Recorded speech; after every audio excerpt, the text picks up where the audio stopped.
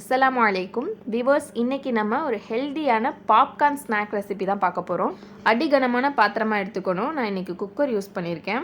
பாத்திரம் நல்ல ஹீட் ஆகவும் 2 ஸ்பூன் கோகோனட் ஆயில் சேர்த்துருக்கேன்.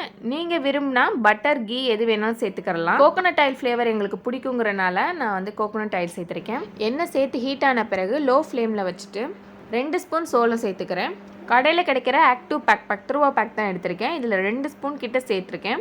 2 ஸ்பூனுங்கிறனால 2 பிஞ்ச் உப்பு சேர்த்துருக்கேன். இதை லைட்டாக மிக்ஸ் பண்ணிவிட்டு மூடி வச்சிடலாம். நீங்கள் கொஞ்சம் காரமாக சாப்பிட விரும்புவீங்கன்னா இதில் கொஞ்சம் மஞ்சள்தூள் மிளகாத்தூள் கூட சேர்த்துக்கலாம். இப்போ இது மேலே மூடி போட்டு மூடி வச்சிருங்க.